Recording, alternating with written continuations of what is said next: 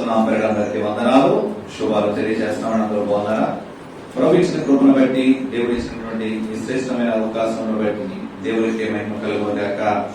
ఆమేన్. ఇంతవరకు దేవుని పాటల ద్వారాగా, కీర్తనల ద్వారాగా ఆయన స్తుతించడానికి దేవుడు ఎంతో కృప చూపించున్నాడు. ఈ సమయంలో ఆయన వాక్య భాగంలోనికి, శ్రేష్టమైన వాక్య భాగంలోకి వెళ్ళి మనం మాట్లాడుకుందాం. ప్రసంగి గ్రంథము 6వ అధ్యాయము 3వ వచనాన్ని చదువుకుందాం. ప్రసంగి గ్రంథము 6వ అధ్యాయము 3వ వచనాన్ని చదువుకుందాం. ఒకడు 100 మంది పిల్లలను కని దీర్ఘాయుష్మంతుడై చిరకాలము జీవించినను అతడు సుఖానుభవము నెరుగకయు తగిన రీతిని సమాధి చేయబడకయు ఉండిన ఎడల వాని గతి కంటే పడిపోయిన పిండము యొక్క గతి మేలని నేను అనుకొనుచున్నాను. ప్రార్థన చేసుకుందాం. దేవానికి స్తోత్రములు తండ్రి, పరిశుద్ధుడా, మహాపరిశుద్ధుడు, మహాగణుడైన మా తండ్రి, మీకే వందనాలు స్తోత్రములు చెల్లించుండగా అయ్యా, ఈనాడు తండ్రి ప్రభు చదవడానికి లేఖన భాగములను పట్టుకుని మీ పాదం ఎందుకు వచ్చున్నాము ప్రభువా. కనికరించండి, కరుణించండి ప్రభువా. అయ్యా, చదవబడిన ఈ వాక్య భాగముల నుంచి మాతో మీరు మాట్లాడండి. ఏ మాటలైతే నువ్వు మాట్లాడదలుస్తున్నావో ప్రభువా, అయ్యా అది మనుషుల మాటలాగైతే ఎవరిలోనూ మార్పు రాదు తండ్రి ప్రభువా. నీ పరిశుద్ధాత్మని అగ్నితో నన్ను మమ్మల్ని తండ్రి అయ్యా మీరు మాట్లాడండి నాయన. ఎందుకంటే 2 అంచులు గల వాడిగలని వాక్యం అనే ఖడ్గము ద్వారా మాతో మీరు మాట్లాడుతూ మా ఎముకల నరాలలోనికి తండ్రి ప్రభు చొచ్చుకు వెళ్ళాలని తండ్రి ప్రభువా నీ ఆత్మ సహాయం జరిగించున్నాడు వేసుకున్నాము తండ్రి. పరిశుద్ధాత్మడ మీకే స్తుతులు స్తోత్రములు చెల్లించుండగా మీరు జ్ఞాపకం చేసుకుని కనికరించండి ప్రభువా. నీ ఆత్మ సంచారం మా మధ్యలో జరిగించి కృప చూపించి నీ నామానికి మహిమ తెచ్చుకోమని విత్తబడుతున్న ఆత్మీయ ఆహారం ఫలభరితముగా వీళ్ళందరి జీవితాలలో వాడుకు కృప చూపించమని యేసుక్రీస్తు అడుగుచున్నాను మా పేపర్లో తండ్రి. ఆమేన్. చదవబడిన వాక్య భాగమును బట్టి మనం ఆలోచించినట్లయితే కనుక ఈ ప్రసంగి గ్రంథము 6వ అధ్యాయము 3వ వచనంలో మనము చదువుకున్నట్లయితే కనుక ఒకడు 100 మంది పిల్లలను కని దీర్ఘాయుష్మంతుడై చిరకాలము జీవించినను అతడు సుఖానుభవము ఎరుగకయు తగిన రీతిని సమాధి చేయబడక ఉండిన ఎడల వారి గతి కంటే పడిపోయిన పిండము యొక్క గతి మేలని నేను అనుకునిచున్నాను. ఇక్కడ భక్తుడు రాస్తూ ఈ మాట మాట్లాడుచున్నాడు. అంటే అతనికి 100 మంది పిల్లలు ఉన్నప్పటికైనా ఆయన దీర్ఘాయుష్మంతుడిగా చిరకాలము జీవించినప్పటికైనా 100 మంది పిల్లలు ఉండాలంటే కనీసం అతనికి ఎన్ని సంవత్సరం ఉండాలి? 150 నుంచి 200 సంవత్సరాలు అయినా కనీసము ఉండాలి. అంటే 100 మంది పిల్లలని కని అతను దీర్ఘాయుష్మంతుడిగా ఉన్నప్పటికైనా సరే సుఖానుభవం ఎరుగక అతను సుఖము లేనివాడిగా, శాంతి లేనివాడిగా, సమాధానము లేనివాడిగా అతని జీవితము కొనసాగినట్లయితే కనుక వాడి గతి కంటే ఎవరి గతి మంచిది? రాయబడి ఉంది, పడిపోయిన పిండము యొక్క గతి మేలని నేను అనుకునిచున్నాను. ఎవరు మాట్లాడుచున్నారు ఈ మాటలు? ఇక్కడ ప్రసంగి భక్తుడు మాట్లాడుచున్నాడు. ఎవరి ప్రసంగి అని మనము ఆలోచించినట్లయితే కనుక దావీదు మహారాజు యొక్క కుమారుడు. దావీదు మహారాజు యొక్క కుమారుడు సొలొమోను. ఇతని పేరు సొలొమోను. ఈ సొలొమోనుకి మరొక పేరు, ప్రజలు పెట్టినటువంటి పేరు ప్రసంగి. ఎందుకంటే ఇతనికి 4 పేర్లు ఉంటాయి. అందులో తల్లిదండ్రులు పెట్టిన పేర్లు, దేవుడు పెట్టిన పేరు, ప్రజలు పెట్టిన పేరు, మళ్ళీ తల్లి పెట్టిన పేరు, ప్రవక్త పెట్టిన పేరు. అంటే తండ్రి పెట్టిన పేరు, ప్రవక్త పెట్టిన పేరు, తల్లి పెట్టిన పేరు, ప్రజలు పెట్టిన పేరు, చివరిగా తల్లి పెట్టిన పేరు కూడా మనకు ఉంటది. ఈ ప్రసంగి అనే పేరును బట్టి ఈ అధ్యాయము ప్రసంగి గ్రంథం అంతట్లో ఎక్కడ చూసినప్పటికైనా తన మొదటి పేరు సొలొమోను అనే పేరు ఎక్కడా కూడా కనపడదండి. అతను ప్రసంగిగానే పరిచయం చేసుకున్నాడు. తన కాలమంతటిలోనూ ఈ గ్రంథము రాసేంతటి చేరుకులో కూడా తన రాజ్యాంగం గురించి అతను మాట్లాడలేదు. కానీ మనిషి యొక్క స్థితిగతులు ఎలా ఉన్నాయి ఈ లోకములో, గాలిని బట్టి, ఆయువును బట్టి, సృష్టిని బట్టి, సూర్యోదయమును బట్టి, సూర్యాస్తమిని బట్టి, సమస్తము సమస్తము సమస్తము సమస్తము వ్యర్థమే వ్యర్థమే వ్యర్థమే. సూర్యుని కింద జరుగుతున్నవన్నీ కూడా వ్యర్థమే. సొలొమోను మహారాజు అంటే మహాజ్ఞాని. అటువంటి జ్ఞాని ఎక్కడ కూడా ఈ లోకంలో అతనికి ముందు గాని అతనికి తర్వాత గాని ఉన్న నేరని చెప్పి దేవుడే వాగ్దానం ఇచ్చాడు. దేవుడే అతనికి ఆ వాగ్దానమును కలిగించాడు. సొలొమోనుకి జ్ఞానము, ఏ జ్ఞానం వచ్చింది? తనకు రాజ్యానికి కలిగినటువంటి జ్ఞానం వచ్చింది. ఆధ్యాత్మికమైన జీవితంలో ఏ విధముగా ఉండాలో కలిగినటువంటి జ్ఞానం వచ్చింది. దేవుని ఎలా జీవించవలసినటువంటి విధానం కలిగినటువంటి జ్ఞానము, అంటే ప్రజలలో ఎలా మాట్లాడాలి, దేవునితో ఎలా నడుచుకోవాలి, రాజకీయముగా తన రాజ్యాన్ని ఏ విధముగా పరిపాలించాలి, సమస్తమైన జ్ఞానమును పొందుకున్నాడు. ఏ విధముగా పొందుకున్నాడు? అతని విద్యాబుద్ధులను బట్ట, అతను ఉన్నటువంటి అందచందములను బట్ట. ఎందుకంటే సొలొమోను మహారాజు మహా సౌందర్యవంతుడు, అందగాడు. చిన్ననాడే అతను రాజు అవ్వడానికి దేవుడు యోగ్యతనిచ్చాడు. అయినప్పటికైనా తన అందచందములను బట్టి, ఆయన చదువుకున్న చదువును బట్టి, తనకున్నటువంటి రాజరికం అనే హోదాను బట్టి దేవుడు అతనికి జ్ఞానం ఇవ్వలేదు. ఆయన హృదయములను బట్టి జ్ఞానం ఇచ్చాడు. అటువంటి జ్ఞానం కలిగినటువంటి సొలొమోను మహారాజు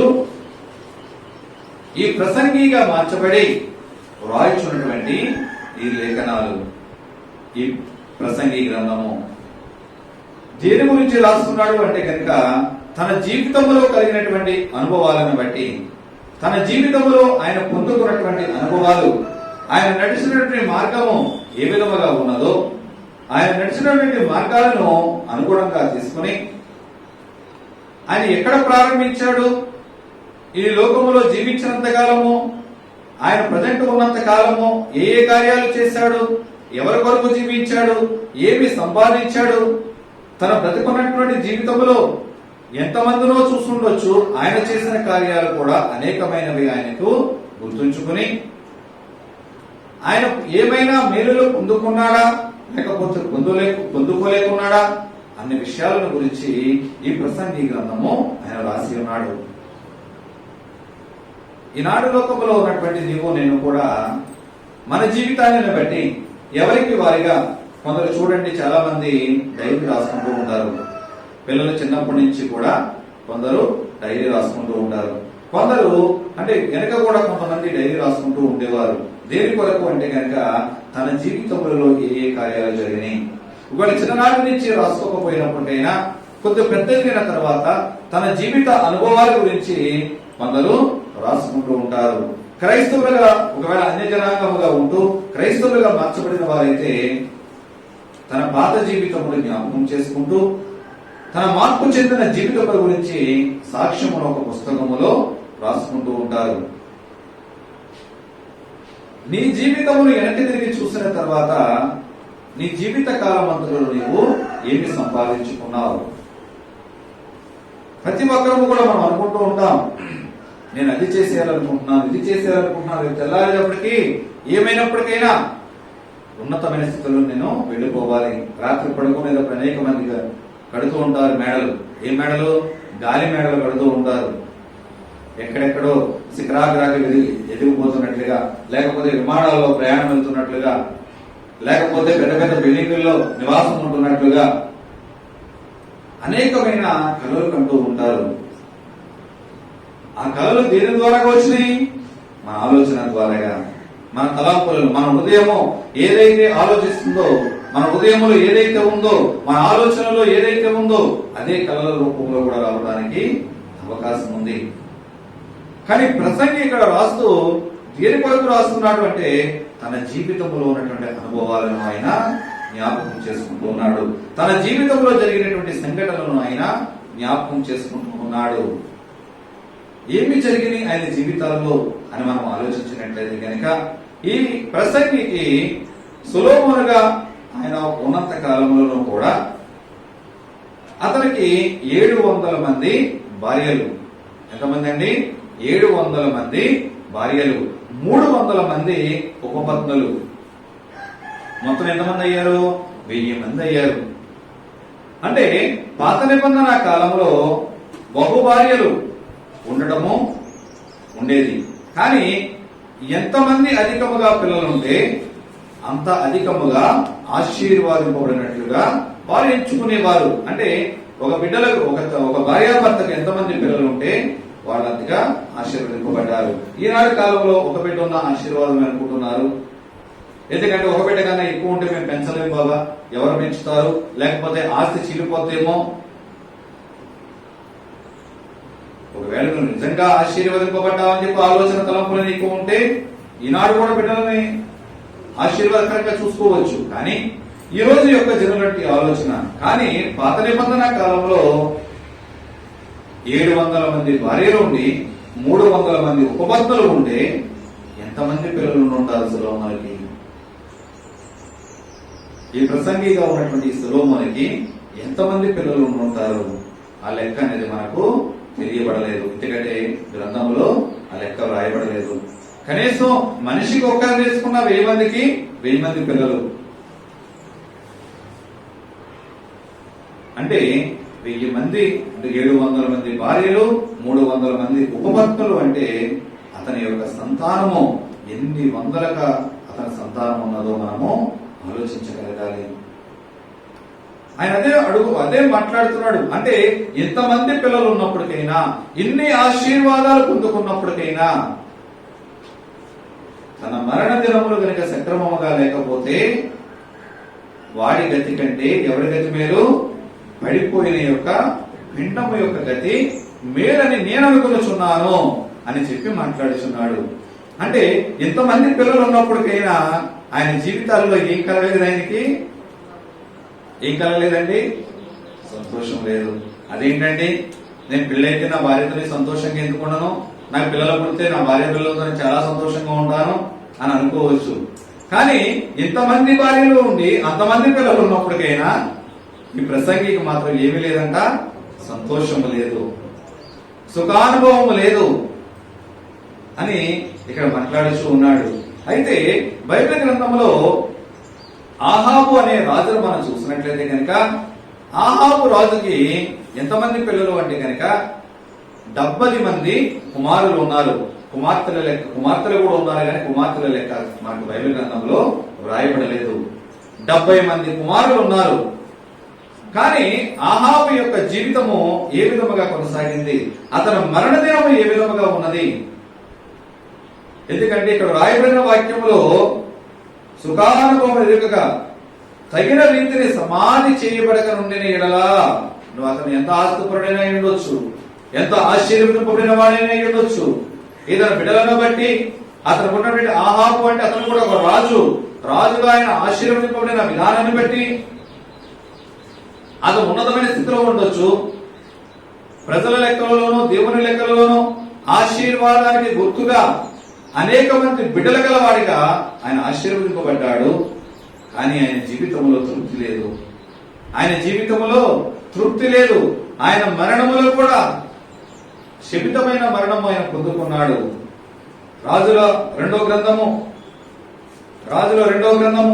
9వ అధ్యాయము 35వ వచనాన్ని మనం ఒకసారి ఆలోచించినట్లయితే కనుక, రాజుల 2వ గ్రంథము 9వ అధ్యాయము 35వ వచనము.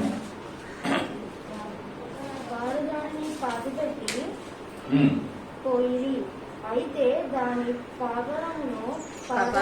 పాదములను అరచేతులను తప్ప మరి ఏమీ కనబడలేదు. వారు దానిని పాతి పెట్టబోయిరి, అయితే దాని కపాలమును పాదములను అరచేతులను తప్ప మరి ఏమీ కనపడలేదు. అంటే పాతి పెట్టడానికి వెళ్ళారు. పాతి పెట్టేవారు వెళ్ళేటప్పటికి అక్కడ ఏమున్నాయంటే ఇక్కడ రాయబడి ఉన్నాయి. అయితే దాని కపాలమును పాదములు అరచేతులు తప్ప ఇంకేమీ లేదు. కపాలం ఉంటుంది, చేతులు ఉన్నాయి, కాళ్ళు ఉన్నాయి, మిగతా ఏమైపోయినాయి? ఏలియా ప్రవక్త ద్వారా చెప్పిపోబడినటువంటి యెజబెలు రాణి, ఆహాబు యొక్క భార్య, మేడపై నుండి ఇంటి వేయబడినటువంటి యెజబెలు కుక్కల చేత తినివేయబడింది. అంతవరకు తాను ఎదురొచ్చినటువంటి యెహోవా ప్రవక్తలందరినీ కూడా హతమార్చేది. యెజబెలు ముందు ఎవరైనా నిలబడాలి అంటే కనుక గడగడ గడగడ వణికిపోయేవారండి. ఎవరు చూసినప్పుడు కానీ యెజబెలు రాణిని చూస్తే గడగడ వణికిపోయేవారు. ఆమెకున్నటువంటి క్రూరత్వాన్ని బట్టి, ఆమెలో ఉన్నటువంటి చెడును బట్టి, ఆమెకున్నటువంటి అధికార హోదాను బట్టి అందరూ కూడా వణికిపోతూ ఉండేవారు. కానీ ఆమె ఎంత ఉన్నత స్థితిలో ఉన్నప్పటికైనా, ధనధాన్యములు సంపాదించి ఆ దేశంలో మహారాణిగా ఉన్నప్పటికైనా, కానీ ఆమె స్థితి ఏ విధంగా ఉన్నది? కుక్కల చేత పీకింపబడి సమాధి చేయటానికి కూడా ఆమెలో ఏమి లేవు, పాటలు కనపడలేదండి. అరచేతులు అరకాళ్ళు ఏం చేసుకుంటారు? సమాధి చేయడానికి సరైన సమాధి అంటారా?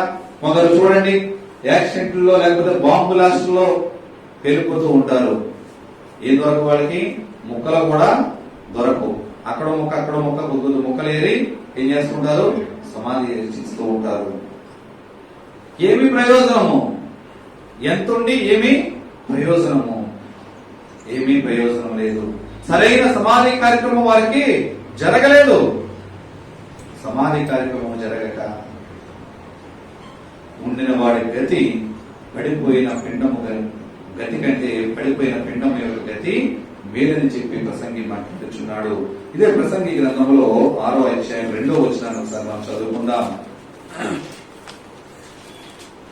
ప్రసంగి గ్రంథం 6వ అధ్యాయం 2వ వచనాన్ని ఒకసారి చదువుకుందాం. ఏమనగా దేవుడు ఒకనికి ధనధాన్య సమృద్ధిని ఘనతను అనుగ్రహించును. అతడేమీ కోరినను అది అతనికి తక్కువ కాకుండా ఆయనను దానిని అనుభవించుటకు దేవుడు వానికి శక్తిని అనుగ్రహింపడు. అన్యుడు దానిని అనుభవించును. ఇది వ్యర్థముగాను గొప్ప దురవస్థగాను కనబడుచున్నది. హల్లెలూయా. ఒక వ్యక్తి ప్రార్థించినప్పుడు, ఒక వ్యక్తికి దేవుడు ఏది అడిగినప్పటికైనా ధనధాన్యములు సమృద్ధిగా ఇస్తున్నాడు. ఏది అడిగినప్పటికైనా ప్రభువా నాకు ఇది కావాలి అంటే కనుక అవన్నీ అనుగ్రహిస్తున్నాడు. సొలొమోను, ఈ ప్రసంగిగా ఉన్నటువంటి సొలొమోను, ఆయన అడగకపోయినప్పటికైనా దేవుడు ఏమని గ్రహించాడు? బహు విస్తారమైనటువంటి ధనధాన్యములు ఇచ్చాడు. చుట్టుపక్కల ఉన్నటువంటి రాజ్యములలో ప్రశాంతత కలగజేశాడు. బహుమంది భార్యలను ఇచ్చాడు. ఇది చాలనట్లుగా ఉపపత్తులను అనుగ్రహించాడు. అయినప్పటికైనా తృప్తి లేని జీవితం వలె జీవించాడు. ఆ తృప్తి లేని జీవితం వలె ఆయన జీవించడాన్ని బట్టి ఆయన రాస్తూ, అతను ఏమి కోరినా అతనికి తక్కువ కాకుండానో ఆయనను దానిని అనుభవించుటకు వారికి శక్తి అనుగ్రహించడు. ఏమి కావాలన్నా దేవుడు ఇస్తాడు. ఈనాడు చూడండి, లోకంలో అనేక మంది ఉన్నత స్థితిలో ఉన్నవారు, కోటీశ్వరులు అనబడుతున్న వారు, ప్రముఖులు అనబడుతున్న వారు, వారి కుటుంబంలో ఏదైనా శుభకార్యం జరగవచ్చు, లేకపోతే ఏదైనా ఫంక్షన్ చేస్తే కనుక ఎన్ని రకాలు పెడుతూ ఉంటారండి. ఏ భోజనం పెట్టినప్పటికైనా కంపల్సరీ ఏముంటది? స్వీట్, హాట్ ఉంటాయో ఉండవా? జ్యూసులు ఉంటాయి. ఎందుకంటే ఇప్పుడు లేటెస్ట్ జ్యూసులు కూడా ఇస్తున్నారు కనుక జ్యూసులు ఉంటాయి. ఎందుకంటే వచ్చిన వారికి ముందు అతిథి మర్యాద కింద ఆహ్వానానికి భోజనాల్లో స్వీట్లు ఉంటాయి. అలాగే మసాలాలతో అనేక రకాల వంటకాలతో భోజనాలు పెడుతూ ఉంటారు. కానీ అంత ఉన్నత స్థితిలో ఉన్నటువంటి ఆ వ్యక్తి అంత గ్రాండ్ గా అనేక మందికి ఫంక్షన్ చేస్తూ పార్టీ ఇస్తున్నాడు కదా, అవన్నీ ఆయన తినగలరా?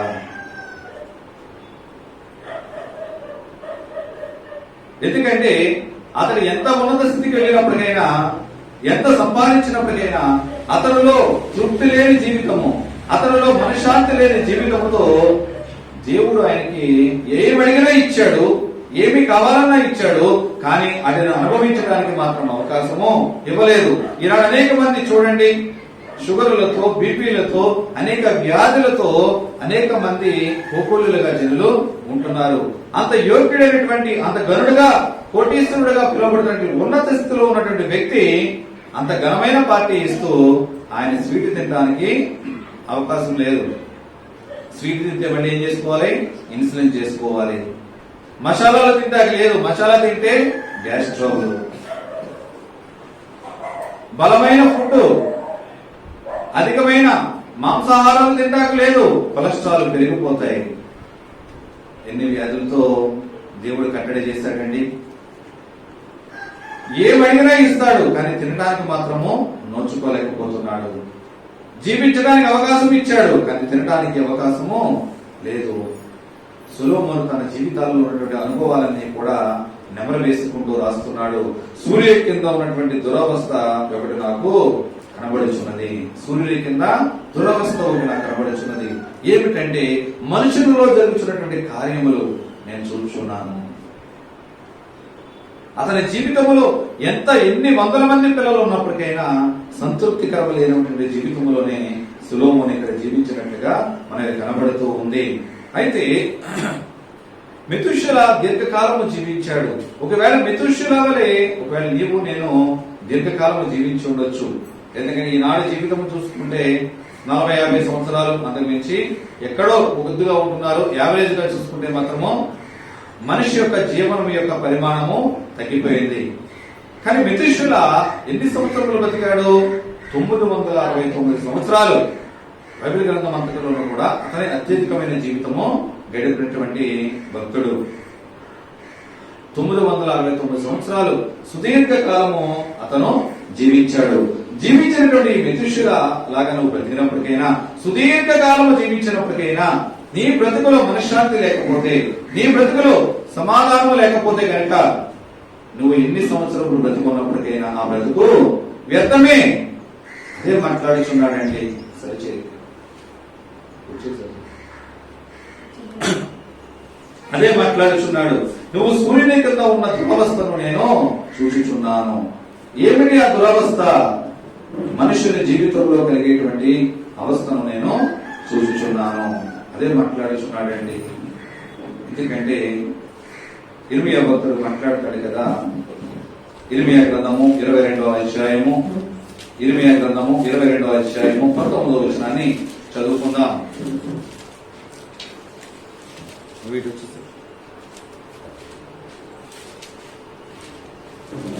అతడు యెరూషలేము గుమ్మముల అవలికి ఇడవబడి పారవేయబడి గాడిద పాతి పెట్టబడి రీతిగా పాతి పెట్టబడును. హల్లెలూయా. దుర్మార్గులైనటువంటి రాజులను బట్టి దేవుడు మాట్లాడుచున్నాడు.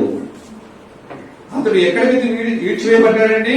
యెరూషలేము గుమ్మముల అవతలకు ఈడ్చివేయబడ్డాడు. యెరూషలేము గుమ్మముల అవతలకు ఈడ్చివేయబడినటువంటి రాజులు ఎలా పాతి పెట్టబడ్డాడు అంటే కనుక గాడిదను పాతి పెట్టినట్లుగా. ఎందుకంటే ఉప్పు పాత్ర వేయాలంటారు చూసారండి, అలా గాడిదని పాతి పెట్టినట్లు. గాడిదని ఎవరైనా మర్యాదగా పాతి పెడతారా? గాడిదకు లేకపోతే ఒక ఊరేగింపుగా తీసుకెళ్లి దాన్ని పాతి పెడతారా అండి? పాతి పెట్టలేరు. గాడిదని ఏ విధముగా అయితే పాతి పెట్టుతారో ఆ విధముగా దుర్మార్గులైన రాజు యొక్క వ్యవస్థ ఆ విధముగా పాతి పెడతారని చెప్పి ఇక్కడ ఇర్మియా భక్తుల ద్వారా దేవుడు రాస్తూ ఉన్నాడు. ఈనాడు ఈ కడవరి దినాలలో, ఈ అపాయకరమైన దినాలలో మనం చూసినట్లయితే కనుక ఎక్కడ చూసినప్పటికైనా ఈ కరోనా మరణాలు విపరీతంగా పెరిగిపోతున్నటువంటి ఈ రోజుల్లో ఎంత ఉన్నతమైన స్థితిలో ఉన్నవారైనప్పటికైనా వారి మరణం యొక్క గతి ఏ విధముగా ఉంది, వారి సమాధి చేయబడే స్థితి ఏ విధముగా ఉన్నది ఆలోచించగలగాలి. ఎందుకంటే భక్తుడు ఈ కాలాన్ని బట్టి చూసి ఆటగట్టాడు. తల్లి చాడ పిల్లకు లేక, పిల్ల చాడ తల్లికి కాక అనాథలై అరిచే రోజులు వస్తాయని భక్తుడు పాటపాడుతూ ఉన్నాడు. అవునండి, ఈనాడు చనిపోతున్నటువంటి మనిషిని ముట్టుకోవడానికి లేదు. ఫస్ట్ వేవ్ లో అయితే కనీసం మనిషిని చూడడానికి కూడా అవకాశం లేదు. భయాందోళన పరిస్థితి. ఎప్పుడు ఏ కుటుంబంలోనికి ఆపద వస్తుంది, ఏ ద్వారబంధముల మీద మరణము పొంచి ఉన్నదో తెలియని పరిస్థితి, ఎవరి సమాధి ఏ విధముగా చేయబడతారో తెలియని పరిస్థితి. ఎంత ఉన్నత స్థితిలో ఉన్నప్పటికైనా సమాధి కార్యక్రమం కూడా సరిగ్గా జరగకపోతే కనుక వాడికన్నా పడవేయబడినటువంటి పిండము యొక్క గతి మేలని నేను అనుకునిచున్నానని చెప్పి ప్రసంగి మాట్లాడుచున్నాడు. మనం మాట్లాడుకున్న యజమేలు రాణిని బట్టి మనం చూసినట్టయితే కనుక ఆమె స్థితి కూడా అంతే, ఎంత ఉన్నతమైన స్థితిలోకి ఎదిగింది. అయినప్పటికైనా సమాధి కార్యక్రమం ఆమెకు జరగలేదు. సరైన రీతిలో ఒక రాణికి జరగలిగిన స్థితి ఏ విధముగా ఉంటది? మనం చూడండి, ఎవరైనా పొలిటికల్ నాయకుడు చనిపోతే ఎలా తీసుకెళ్తారు? ప్రభుత్వ లాంఛనాలతో ఆయన సమాధి కార్యక్రమం చేస్తారు. ఆ సమాధి కార్యక్రమంలో మామూలుగా చనిపోతే ప్రభుత్వ లాంఛనాలతోనే, ఏ విధముగా చనిపోయినా ప్రభుత్వ లాంఛనాలతోనే తీసుకెళ్తారు. కానీ బాంబ్ బ్లాస్ట్ అయినటువంటి రాజకీయ నాయకుల యొక్క కళేబరాలను ఏ విధముగా తీసుకువెళ్తారు? అందులో ఎవరి బాడీలు ఉంటాయో తెలియదు, అందరినీ కలిపి తీసుకువెళ్తూ ఉంటారు. ఇది నాయకుడిది, ఇది నాయకుడిది అని. అది సరైన కార్యక్రమమా? వారి గతి కంటే పడిపోయిన యొక్క పిండం యొక్క గతి మేలని నేను అనుకుంటున్నానని చెప్పి ఇక్కడ ప్రసంగి మాట్లాడుచున్నాడు. యోబు గ్రంథము 3వ అధ్యాయం 16వ వచనం మనం చూసినట్లయితే కనుక,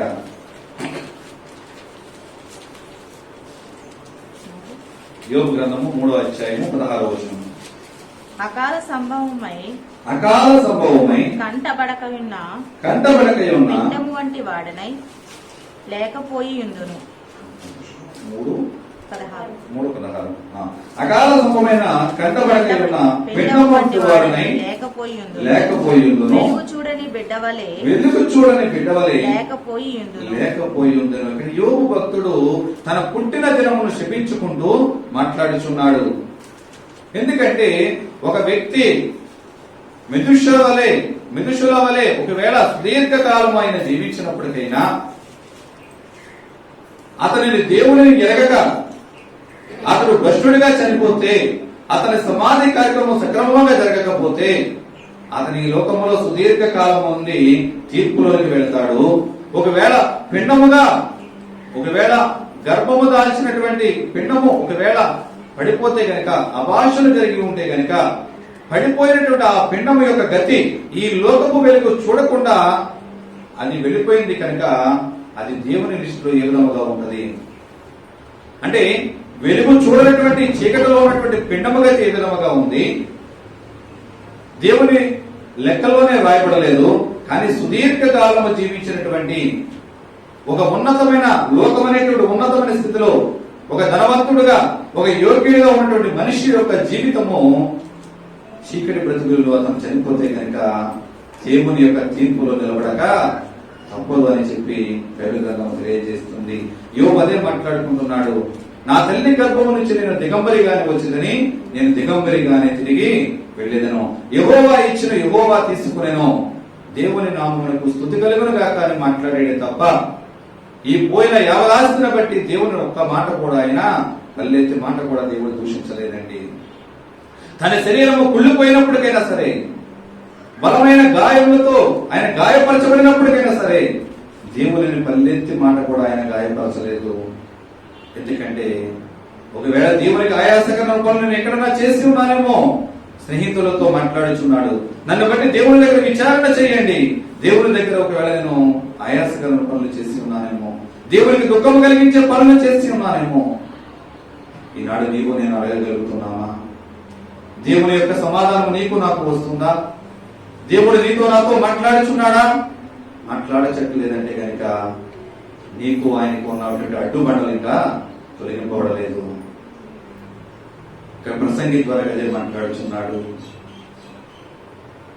ఆయన జీవితం యొక్క అనుభవాలను బట్టి ఆయన ఒక్కొక్కటిగా ఈ ప్రసంగి గ్రంథం మొత్తం ఎక్కడ చూసినప్పటికైనా గాలిని బట్టి, వెలుతురుని బట్టి, సూర్యునికి ఉన్నటువంటి సమస్తమును వ్యర్థమే రాస్తున్నాడు. ఆయన ఎంత తహతహలాడినప్పటికైనా, అవి ఏమి చేద్దామనుకున్నప్పటికైనా తన జీవితంలో అంతా కూడా యేసు లేని జీవితము వ్యర్థముగానే మిగిలిపోయింది. లోకములో ఏ మనిషి అడిగిన సమాధానకైనా, ఏ మనిషి అడిగిన ప్రశ్నకైనా సమాధానము చెప్పగలిగేటువంటి జ్ఞానము కలిగినటువంటి సొలొమోను సైతము కూడా తన ప్రశ్నకు సమాధానం ఏ మనుషుల దగ్గర కూడా దొరకలేదండి. క్రీస్తు లేని సమాజము వ్యర్థమే. దానికి సమాధానం దొరికిందల్లా ఎవరి దగ్గర అంటే కనుక ప్రభువుని యేసుక్రీస్తు వారి దగ్గర మాత్రమే ఆయనకి సమాధానం దొరికింది. నీకు సమాధానం ఇచ్చేది వాక్యమై ఉన్నది, నిన్ను నడిపించేది వాక్యమై ఉన్నది, నిన్ను బ్రతికించేది వాక్యమై ఉన్నది, నిన్ను నడిపించేదే వాక్యము, నీవు జీవింపజేసేదే వాక్యము, నీకు జీవాహారము ద్వారా నిన్ను తృప్తిపరిచేదే వాక్యమై ఉన్నప్పుడు ఆ వాక్యాన్ని నువ్వు నిర్లక్ష్య పెడితే గనక నీకు సమాధానం ఎక్కడ దొరుకుతుంది, నీకు శాంతి ఎక్కడ దొరుకుతుంది అని చెప్పి బైబిల్ గ్రంథం మనకు తెలియజేస్తూ ఉంది. ఎక్కడ ఎన్ని ప్రాంతంలో తిరిగినప్పటికైనా, ఎంత సుఖానుభవాలు ఉన్నాయి నాకు లోకములు అంటూ తిరుగుతున్నప్పటికైనా ఈ ప్రసంగికి ఎక్కడా కూడా సుఖానుభవము అనుభవించలేని వాడిగా, లోకేచ్ఛలను బట్టి లోకమనే వ్యామోహముతో, భార్యలనే వ్యామోహముతో, అన్య స్త్రీలు సైతము కామ వ్యామోహములతో చూసి అన్యులను సైతము వివాహము చేసుకుని కామ వికారంలోనికి దిగిపోయినటువంటి సొలొమోను ప్రసంగిగా మార్చబడి ప్రజలతో మాట్లాడుతున్నటువంటి మాటలు, నా జీవితంలో ఏది కూడా తృప్తి కలిగి జీవించిన వాడిగా నేను లేను. అదే మాట కీర్తనాకారుడు రాస్తున్నాడు. 17వ కీర్తన 14వ చరణాన్ని చదువుకుందాం.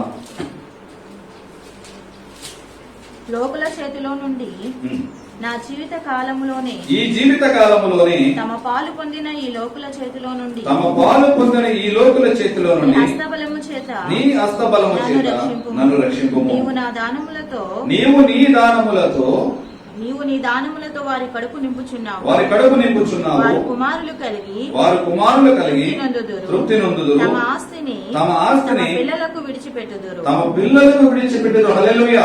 నువ్వు ఎంత ఆస్తిపరుడమైనప్పటికైనా తల్లి గర్భము నుంచి నువ్వు దిగంబరిగానే వచ్చావు, మళ్ళీ దిగంబరిగానే వెళ్తావు తప్ప కూడా ఏమి మనము తీసుకు వెళ్ళమండి.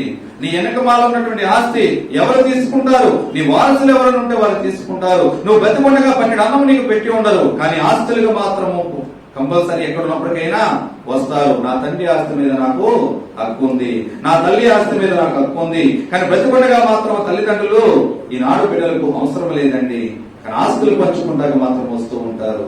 కానీ నువ్వు సంపాదించే ఆస్తి ఎవరి కొరకు సంపాదిస్తున్నావు? ఎవరి కొరకు మేడల మిత్తులు కడుతున్నావు? నువ్వు సంపాదించే ఆస్తి ఏది ఏమైనప్పటికైనా ఈ లోక సంపదలు కాదు, కానీ నువ్వు ఎంత సంపాదించినప్పటికైనా అది దేవుని కొరకు సంపాదించేవారిగా, దేవుని రాజ్యంలో సంపాదించుకునే వారిగా ఉంటే గనక నిత్య రాజ్యంలో దేవుడు నీకు మహిమైశ్వర్యాన్ని కలుగజేస్తూ ఉంటాడు. యోగు భక్తుడు అదే మాట్లాడుతున్నాడు. తన ఎదుర పోయినటువంటి ఆస్తిని లెక్క చేయకుండా నా తల్లి గర్భం నుంచి నేను దిగంబరిగానే వచ్చిన దిగంబరిగానే నేను వెళ్ళిపోతాను. యెహోవా ఇచ్చిన యెహోవా తీసుకునేను. ఈ సర్వస్వము నీకు ఇచ్చినది ఎవరు అంటే కనుక దేవుడే మనకు అనుగ్రహించాడు. ఆయన ఇచ్చిన ఆస్తి ఆయన కొరకు నువ్వు వాడగలుగుతున్నావా? ఆయన ఇచ్చిన ఆస్తి, ఆయన ఇచ్చిన జ్ఞానము, ఆయన ఇచ్చినటువంటి తెలివితేటలు ఎవరి కొరకు నువ్వు వినియోగిస్తున్నావు? ప్రభువు మాట్లాడుతున్నాడు కదా, ప్రయాసపడి భారం వహించిన సమస్త జనులారా నా యొద్దకు రండి, నేను మీకు విశ్రాంతి కలుగజేస్తాను. ఈ లోక భారములు ఏ ఉన్నప్పటికైనా, ఈ లోక మనము భారములు ఎంత మోసినప్పటికైనా నీకు ప్రశాంతత అనేది ఉండదు, మనశ్శాంతి అనేది ఉండదు. నా దగ్గరికి రా, నీకు నేను మనశ్శాంతిని కలుగజేస్తాను. నీ భారము నాపై వేయి, నీ భారము మోసేవాడని నేనున్నాను, నీకు మనశ్శాంతిని కలిగించేవాడని నేను, నీకు శాంతిని సమాధానం కలిగించేవాడని నేను అని దేవుడు మాట్లాడుతున్నాడు. కానీ ఈ లోకమైనటువంటి ధన వ్యామోహములను బట్టి మనుషుడు నిద్ర లేని రాత్రులు గడుపుతున్న వాడిగా, శాంతి సమాధానము లేని వాడిగా, అశాంతితో అసమాధానముతో, ప్రజల మధ్య కక్షలతో క్రోధములతో రగిలిపోతున్నటువంటి జనులు అనేక మంది నాడు లోకంలో ఉంటున్నారు. రోమపత్రిక 8వ అధ్యాయము 28వ వచనాన్ని చదువుకుందాం. రోమిలకు రాసినటువంటి పత్రిక 8వ అధ్యాయము 28వ వచనాన్ని చదువుకుందాం. దేవుని ప్రేమించు వారికి అనగా ఆయన సంకల్పము చొప్పున పిలువబడిన వారికి మేలు కలుగుటకై సమస్తమును సమకూడి జరుగుచున్నవని ఎరుగుదుము. ఎందుకనగా తన కుమారుడు అనేక సహోదరులలో జ్యేష్ఠుడగునట్లు దేవుడు ఎవరిని ముందుగా ఎరిగెనో వారు తన కుమారునితో వారు తమ కుమారునితో సారూప్యము గలవారు వారిని ముందుగా నిర్ణయించడం. హల్లెలూయా. ఏది ఏమైనప్పటికైనా, నువ్వు ఏ స్థితిలో ఉన్నప్పటికైనా ప్రతి వ్యక్తి పట్ల దేవునికి ఒక సంకల్పం కలిగి ఉన్నది. నువ్వు ఎంత సంపాదించాలని పరుగులెడుతున్నప్పటికైనా అది నీకు రావాలనుకుంటే దేవుడు అనుగ్రహిస్తే వస్తుందేమో తప్ప నీ సొంత తెలివిని బట్టో సొంత జ్ఞానమును బట్టో దేవుడు నీకు అనుగ్రహించాడు.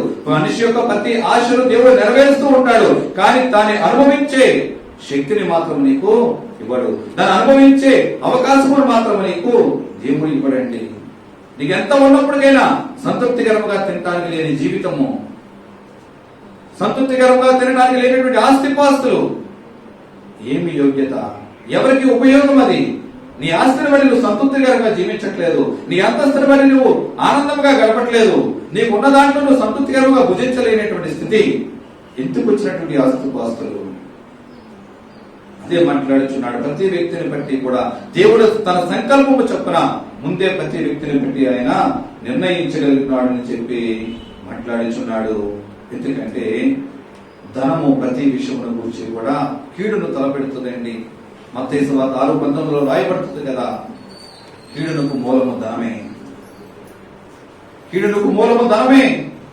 ఏ వ్యక్తి అయినా కీడులో నడుస్తున్నాడు అంటే దానికి మూలాధారము ధనమే. ఈనాడు లోకంలో మనుషులు చంపుకుంటున్నారు అంటే ధనాపేక్ష గలవారే. ధన వ్యామోహములను బట్టి ఒకరిపై ఒకరు చంపుకున్నట్లుగా మనకు బైబిల్ లేఖనాలు తెలియజేస్తున్నాయి. ఎందుకంటే అపోస్తలుడైన పౌలు గారు తిమోతితో మాట్లాడుతున్నాడు. తిమోతి రాసినటువంటి మొదటి పత్రిక 6వ అధ్యాయం 9-10 వచనాలు మనం చదువుకున్నట్లయితే కనుక అపోస్తలుడైన పౌలు గారు తిమోతితో మాట్లాడుతున్నాడు. 6వ అధ్యాయము 9-10 వచనాలు. ధనవంతులగుటకు అపేక్షించువారు శోధనలోను ఉరిలోను అవివేకయుక్తములను హానికరములైన అనేక దురాశలలోను పడుదురు. అట్టివి మనుషులను నష్టములోను నాశనములోను ముంచివేయును. ఎందుకనగా ధనాపేక్ష సమస్తమైన కీడులకు మూలము. కొందరు దానిని ఆశించి విశ్వాసము నుండి తొలగిపోయి నానా బాధలతో తమ్మును తామే పొడుచుకునిరి. హల్లెలూయా. ధనాపేక్ష సమస్తమైన కీడులకు మూలము. ధనాపేక్షతో వారు చేసే పనులకు అన్యాయమని చూడరు, అక్రమమని చూడరు. ఎదురు వారికి చేసే పని ఒకవేళ కీడును తలపెడుతుంది, మనసాక్షి గద్దించినప్పటికైనా తనలో ఉన్నటువంటి ధన వ్యామోహములను బట్టి ఎంత కీడు చేయడానికైనా సరే మనిషి వెనుకాడనటువంటి పరిస్థితి ఈనాడు లోకంలో కనిపిస్తూ ఉంది. అదే భక్తుడు మాట్లాడుచున్నాడు తిమోతితో, తిమోతి లోక జనులను బట్టి నువ్వు జాగ్రత్త. నువ్వు ఎక్కడ ఉన్నప్పటికైనా ధనాపేక్ష కలిగి నువ్వు ఉండవద్దు. ఎందుకంటే ధనాపేక్ష సమస్తమైన కీడులకు మూలము కనుక తిమోతి నీవులో మాత్రం ధనాపేక్షకు నీవు అవకాశం ఇవ్వద్దు. అదే మాట్లాడుతున్నాడు అపోస్తలుడైన పౌలు గారు. నా ప్రియ సహోదరి సహోదరుడిగా నీవు నేను ఏ విధంగా జీవిస్తున్నాం, నీ నా జీవితాలను బట్టి ప్రసంగి మాట్లాడుతున్నాడు. ఈ లోకములో సూర్యుని కింద ఉన్నవన్నీ కూడా వ్యర్థమే. సూర్యుని కింద నాకు ఒక దురవస్థ కనబడుతుంది. ఏమిటా దురవస్థ అంటే గనక మనుషుడు సంపాదించినదంతా కూడా మనుషుడికి దేవుడు ఇస్తూనే ఉన్నాడు, కానీ అనుభవించడానికి మాత్రం దేవుడు అవకాశము ఇవ్వటలేదు. నువ్వు 100 మంది పిల్లలు ఉన్నప్పటికైనా సుఖానుభవం నీ జీవితంలో లేకపోతే గనక, నీ మరణ గమన సమాధి నీకు సక్రమంగా జరగకపోతే గనక నీకన్నా ఎవరు మేలు? పడిపోయినటువంటి పిండము యొక్క గతి మీరని నేను అనుకుంటున్నానని చెప్పి మాట్లాడుచున్నాడు. అదే ప్రసంగి గ్రంథము 6వ అధ్యాయం 6వ వచనంలో మనం చూస్తే కనుక అట్టివాడు 2000 సంవత్సరములు మేలు కానకయున్న వాని గతి అంతే. అందరూ ఒక స్థలమునకే వెళ్ళుదురు కదా. నువ్వు 2000 సంవత్సరాలు బతుకు. ఎందుకంటే కొంత ఆయుష్ తెరక ముందే చనిపోతూ ఉంటారండి. అయ్యో పచ్చికాయ రాలిపోయిందమ్మా అంటారు. పెద్దవాళ్ళంటే పండు కాలానికి వచ్చిన తర్వాత, ముదిపు వచ్చిన తర్వాత చనిపోయాడంటారు. కొందరు చిన్నపిల్లలు చనిపోతూ ఉంటారు, కొందరు గర్భం నుంచి బయటకు రాకముందే చనిపోతూ ఉంటారు. అందరూ కూడా ఎక్కడికి వెళ్తూ ఉంటారు? అందరూ వెళ్ళేది ఒకే స్థలంలో. ఆ స్థలములో తీర్పు దినమందు నువ్వు ఎక్కడికి వెళుతున్నావు? ఆయన నిత్య రాజ్యములోకి వెళ్ళడానికి, ఆ స్థితిలో ఉండడానికి వెళుతున్నావా? లేదంటే కనుక నిత్య నరకాగ్నిలోనికి పాత్రలుగా ఉండడానికి, తరతరములు మండే అగ్నిలో మండటానికి వెళుతున్నావా? ఆయన నిత్య రాజ్యములో ఉండటానికి వెళుతున్నావు. ఎక్కడికి నీ మార్గము? ఏమై ఉన్నది నీ మార్గము? ఈ లోకములో దేనిని చూసైనా నువ్వు గర్విస్తున్నావు అంటే కనుక, ఈ లోకములో దేనిని చూసైనా నీవు గర్వము, అహం అనేది నీలో పెరుగుంటే కనుక, నీ బ్రతుకు నీ చనిపోయిన తర్వాత ఎక్కడికి వెళుతున్నావు? నీ గర్వము నీతో రాదు, నీ ఆస్తి నీతో రాదు, నీ మేడ బిందులు నీతో రావు. దేవునిలో ఉన్నటువంటి ప్రేమ, దేవుని వాక్యానుసారము కలిగినటువంటి జీవితము నీవెక్కడ ఉన్నప్పటికైనా, ఈ లోకములో జీవించినప్పటికైనా, ఈ లోకము విడిచి నీవు వెళ్ళిపోయినప్పటికైనా నీకు కలిగినటువంటి ఖ్యాతి ఏ ఖ్యాతి అండి? ఆత్మీయ ఖ్యాతి. ఈ ఉన్నా లేకపోయినప్పటికైనా ఈ లోకమంతా కూడా చెప్పుకుంటూ ఉంటది. ఏ విధముగా అంటే సాక్షిగా నేను జీవించడానికి. ఈనాడు అనేక మంది భక్తుల గురించి మనం మాట్లాడుకుంటున్నాం. బైబిల్ గ్రంథంలో దేవుడు అనేక మంది భక్తుల గురించి రాయించాడు. దేని కొరకంటే వారి జీవితాన్ని ఒక మాదిరికరంగా జీవిస్తానికి. నువ్వు ఈ విధముగా ఉండాలి, ఈ విధముగా నీవు ఉండకూడదు. యెజబెల్ ఈ విధముగా చనిపోయింది, ఈ విధముగా నువ్వు బ్రతకకూడదు.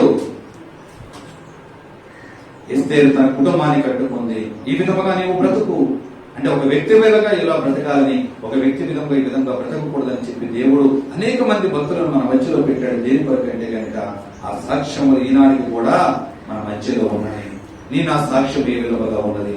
నీవు నా సాక్ష్యమును బట్టి ఏ ఒక్క వ్యక్తినైనా మనం మార్చగలుగుతున్నామా? ఏ ఒక్క వ్యక్తినైనా దేవుని బిడ్డలుగా, దేవుని శిష్యులుగా మనం తయారు చేయగలుగుతున్నామా? దేవుని శిష్యులు మాట దేవుడు ఎదిగండి. ఒక్కరు కూడా మేము నడిపించలేకపోతున్నాం, శిష్యులను ఎక్కడ తయారు చేస్తాం? అదండి ఈనాడు క్రైస్తవుల యొక్క జీవితము. దేవుని కొరకు వెలిగించబడే జ్యోతులు వలె సూర్యునికుండా ఉన్న సమస్తమును వ్యర్థముగా ఎంచి దేవుని కొరకు ఆయన వాక్యానుసారముగా నడుచుకునే జీవితము అనుగ్రహించబడితే కనుక దేవుని నిత్య రాజ్యానికి వారసులమా అవడానికి దేవుడు నీకు నాకు అవకాశం కలిగిస్తాడు. అటువంటి పరిశుద్ధాత్మ దేవుడు అందరికీ ప్రయత్నించాక ఆమేన్. ప్రార్థన చేసుకుందాం. దేవాని స్తోత్రములు తండ్రి, పరిశుద్ధుడా, మహోన్నతుడా, మహాగణుడా, మీకే వందనాలు స్తోత్రములు చెల్లించుండగా ఈనాడు ఇంతవరకు పలికినటువంటి మాటలను బట్టి మీకే వందనాలు స్తోత్రములు ప్రభువా. అవును ప్రభువా, సూర్యుని కింద ఒక దురవస్థలకు కనబడి నుంచి ప్రసంగి మాట్లాడించున్నాడయ్యా. అవును దేవా, మనుషుడు 100 మంది బిడ్డలు ఉన్నప్పటికైనా తండ్రి అయ్యా, అతను అత్యధికమైన కాలం, సుదీర్ఘ కాలము జీవించినప్పటికైనా అతను బ్రతుకులో సరిలేనప్పుడు, అయ్యా తన పొందుకున్నటువంటి ఆస్తి పాస్తుల సంపాదనను బట్టి అతను అనుభవించడానికి కృపలేనప్పుడు వారి గతి కంటే పడిపోయి యొక్క పిండము గతి మేలని నువ్వు మాట్లాడి ఉన్నావు ప్రభువా. ఈ ఉదయకాలం మందు ఈ మాట్లాడిన మాటలను బట్టి అయ్యా మా జీవితంలో అన్ని కూడా మేము సరి చేసుకోవడానికి, మాలో ఉన్న లోపములను, ధనాపేక్ష, వ్యామోహములనేటువంటి కీడు నుంచి తొలగింపబడి నీ కొరకు వెలిగింపబడి వెలుగు జ్యోతుల వలె అనేక మందికి మాదిరికరముగా జీవిస్తుంటారు ప్రభువా.